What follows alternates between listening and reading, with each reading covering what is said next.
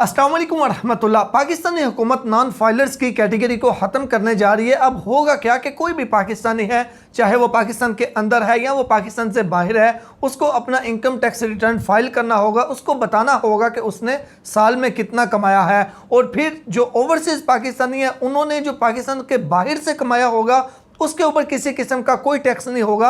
लेकिन कोई ओवरसीज़ पाकिस्तानी अगर उसका पाकिस्तान के अंदर बिजनेस है या पाकिस्तान के अंदर सेविंग अकाउंट्स में पैसे पड़े हुए हैं या किसी भी तरीके से पाकिस्तान के अंदर से उसने इनकम हासिल की है, उसने पैसा जनरेट किया है, तो उसके ऊपर अगर उसने साल में 6 लाख से ज़्यादा कमाया तो टैक्स देना होगा। और वही शर्त जो पाकिस्तान के अंदर हैं, उन्होंने अगर पाकिस्तान के अंदर रहते हुए 6 लाख से ज़्यादा एक साल में कमाया तो उसके ऊपर फिर उस हिसाब से उनको टैक्स देना होगा।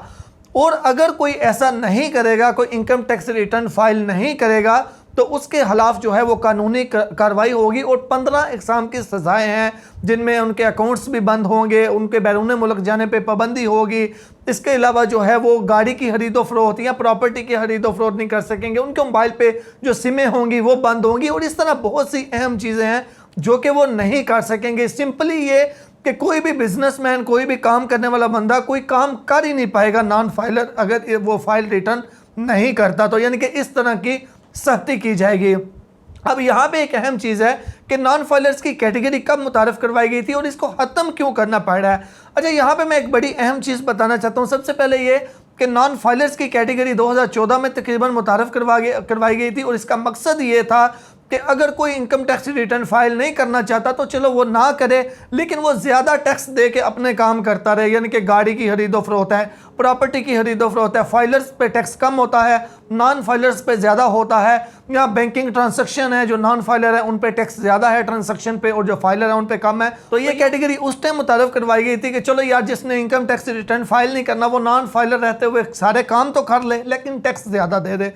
लेकिन जो गवर्नमेंट का एक हदफ था उस तक वो नहीं पहुंच सके, और जिस वजह से अभी इस कैटेगरी को ख़त्म किया जा रहा है।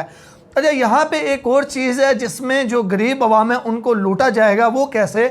अगर हम 2014 की बात करें तो 2014 में जो बंदा सालाना 6 लाख यानी कि महीने का 50,000 रुपया कमाता था, वो 50,000 की 2014 में बहुत ही ज़बरदस्त वैल्यू थी।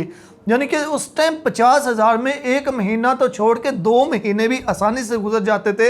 1,000-1,500 से ज़्यादा बिल नहीं आता था। सारे अखराजात 15-20 हज़ार में भी बेहतरीन मैनेज हो जाते थे।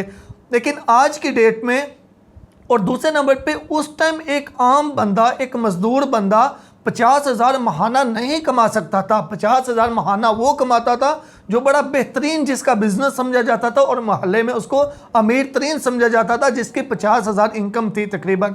और आज के दिन में 50,000 एक मजदूर भी कमा लेता है महीने का, लेकिन 50,000 में वो गुजारा नहीं कर सकता कभी भी। 50,000 तो शायद उसका बिजली का बिल ही 55,000 आ जाए, वो 50,000 में बिजली का बिल भी ना पे कर सके।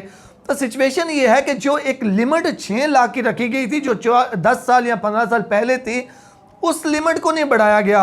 हालांकि होना ऐसे चाहिए था। जो करेंसी की वैल्यू है उसको देखते हुए, उसको कंपेयर करके, आज से 10 साल पहले जो 6 साल की वैल्यू थी, आज के दिन में भी वो उस हिसाब से वैल्यू निकालें, अखराजात निकालें। उसके बाद एक लिमिट मुकर्रर करनी चाहिए कि चलो जी, हम नॉन फाइलर्स की कैटेगरी को तो ख़त्म कर रहे हैं, हर हाल में सबको फाइलर होना होगा।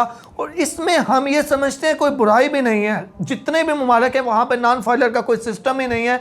हर बंदे को टैक्स रिटर्न करना होता है, हर बंदा टैक्स देता है, जो नहीं देता उसके खिलाफ सज़ा होती है, उसको इजाफी जुर्माना होता है, हर मुल्क में होता है। लेकिन वहाँ पे टैक्स चोरी नहीं होता। वहाँ पे जो बंदा टैक्स देता है उससे पता चलता है कि यार, मेरा ये टैक्स अगर जा रहा है तो मुझे कोई हुकूमत से काम पड़ेगा, कोई मुसीबत होगी तो मेरे इस टैक्स की वैल्यू को समझ आएगी, मुझे ये मेरा टैक्स मेरे पे लगता हुआ नज़र आएगा।